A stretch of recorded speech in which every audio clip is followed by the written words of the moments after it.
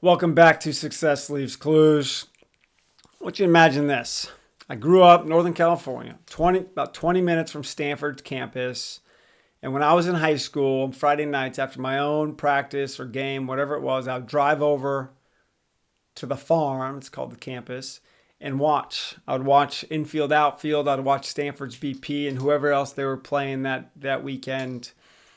Barely anybody in the stands. They didn't never drew really well as a fan base.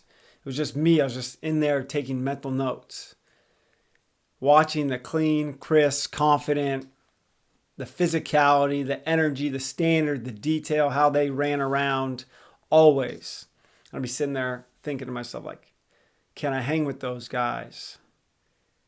Because if you want to go to the next level, that's what a college coach asks himself when he's evaluating a player. It's like, if we pick this player up right now and put him into our practice, into our infield, outfield, can he hang? Can he fit without sticking out negatively from a physicality standpoint and a tool standpoint? And looking back on it now, I realize that's where my standard was built. Sitting in those stands by myself, watching those players work, watching how they moved around. That's what elite, that's what the top percent look like. And a few years later, I was wearing a Santa Clara uniform playing there, which is about 20 minutes from Stanford, and we were competing against Stanford. And a few years after that, this is full circle, I was coaching at Stanford. I was the one hitting infield, outfield as a coach at Stanford. And here's the thing is, I took pride in always making the infield, outfield become more efficient than it was. Everybody who kind of does the standard, and I would tweak it just a little bit. We would tweak it as coaches. How can we make this better? How can we become more efficient with it? And the standard kept rising and rising and rising. So that's full circle.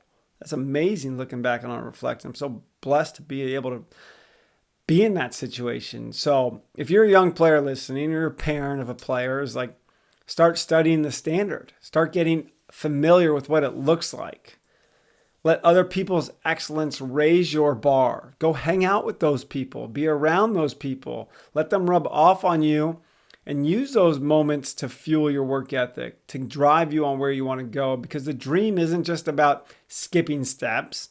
It's about seeing what it looks like and then taking the steps that are necessary to get there. And so what's your full circle moment going to be?